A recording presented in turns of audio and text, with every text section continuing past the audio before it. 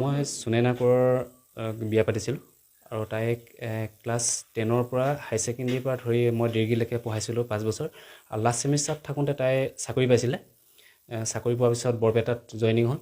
বৰপেটাত জইনিং হোৱাৰ পিছত তাই প্ৰায় এবছৰ হ'বলৈ আৰু 2 মাহ বাকী আছিলে, কিন্তু সম্পূৰ্ণ 10 মাহ কমপ্লিট হৈছিলে। তেতিয়ালৈকে ঠিকে আছিলে। আজি লাষ্ট মাহৰ মানে 1 মাহৰ আগত মানে এটা ল'ৰাৰ সৈতে তাৰ অবৈধ সম্পৰ্কৰ কথা মই সম্পূৰ্ণভাৱে গম পাইছিলোঁ আৰু বাৰে বাৰে সেইটোক লৈ আমাৰ মাজত অকণমান তৰ্ক বিতৰ্ক হৈ আছিলে। লাষ্টৰ দিনা যেতিয়া তাই 11:30ত ৰাতি ল'ৰাটো লগ কৰি তাই দৰ্জা খুলি থৈছিলে, ল'ৰাটোক ৰুমত ভৰোৱাৰ চেষ্টা কৰিছিলে আৰু যেতিয়া মই কথাখিনি গম পালোঁ, গম পোৱাৰ পিছত আমাৰ মাজত অকণমান কাজিয়া হৈছিলে সেইদিনা। সেই কাজিয়া সুবিধা লৈ তাই পিছদিনা মই কৈছিলোঁ যে তুমি ঘৰলৈ গুচি আহা, বেগ চেগ লৈ ঘৰলৈ গুচি অহা, কাৰণ ইমান যেতিয়া অশান্তি হৈ আছে আমি আলোচনা কৰি ল'ম। তাই ঘৰলৈ আহিম বুলি মোক কথা দিছিলে আৰু ঘৰলৈ আহিম বুলি কথা দি তাই বেগ চেগ লৈ পিছদিনা অফিচত তাই লিভ লৈ পেলাই ওলাই অহা কথা। তেতিয়ালৈকে মোৰ সৈতে কণ্টেক্টত আছিলে। ওলাই অহাৰ পিছত তাই ঘৰলৈ নাহি তাই এজন অংকুৰ দাস নামৰ যুৱকৰ লগত তেখেত পলাই গুচি যায় আৰু যিমান দূৰ আমি প্ৰশাসনৰ পৰা গম পাইছোঁ তেখেত বেংগলোৰত প্ৰায় 13-14 দিন থাকিলে। আমি এটা লোকেশ্যন পাইছিলোঁ। বেংগলোৰৰ পৰা আকৌ অসমলৈ আহিলে, গুৱাহাটীত থাকিলে। গুৱাহাটীৰ পৰা এতিয়া বৰ্তমান পলাই ফুৰিছে। 2জন ক'ত আছে কি আমি বৰ্তমানলৈকে মই একো গম পোৱা নাই। চাকৰি কি কৰি আছে? চাকৰি কৰিব পাৰিছে? চাকৰিলৈ এতিয়ালৈকে তাই অহা নাই। আনঅথৰাইজ এবচেণ্ট আছে এতিয়ালৈকে। 5 তাৰিখে 1 মাহ হ'ব। তাই আজি ডেটলৈকে কোনো এটেণ্ডেঞ্চ নাই অফিচত।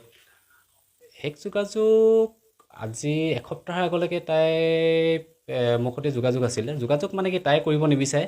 মই খুব ছোৱালীজনীৰ কথা যদি বা মই কওঁ ক'ত আছোঁ কি কৰিছোঁ, তাই তেনেকৈ একো ডিটেইলছ তাই দিব নিবিচাৰে। কৈছে মই অকলে মোৰ ৰাস্তাত মই আছোঁ আৰু তোমাৰ ৰাস্তাত তুমি থাকা, মোক সেইখিনি কথাই কয়।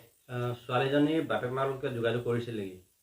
ছোৱালীজনীয়ে বাপেকক জনাইছিলে যে দেউতা মই পলাই গুচি আহিলোঁ বেলেগলৈ আৰু সদায় ভালেই থাকিম বুলি এটা মেছেজ দিছিলে। সেই মেছেজটো মোৰ দাদা মোবাইলত এতিয়াও আছে সাক্ষী হিচাপে। মানে 7 বছৰ দিন মোৰ সৈতে সংসাৰ কৰিলে। লাষ্টত তাই মোৰ 5 বছৰীয়া ছোৱালীজনী আছিলে। ছোৱালীজনী এৰি থৈ তাই লাষ্টত এইটো সিদ্ধান্ত ল'লে আৰু আজিলৈকে তাই এটা কথা ক'ব নাই 10 মাহে মই কিবা কৰিছোঁ নেকি।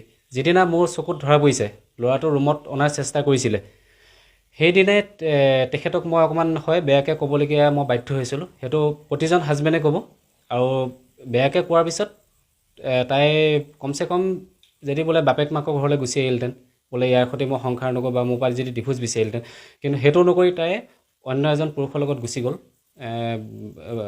আমাৰ আছামৰ পৰা বেলেগ এখন ষ্টেটলৈ গুচি গ'ল, য'ত মই লোকেশ্যন আমি পাইছিলোঁ আৰু তাৰপিছত তাই এতিয়ালৈকে লুকা-ভাকু খেল খেলি আছে। মোৰ এই সম্পৰ্কত আজিলৈকে এটা সোধাও নাই একো, আৰু মই ফোন কৰিলোঁ ৰিচিভ নাই কৰা।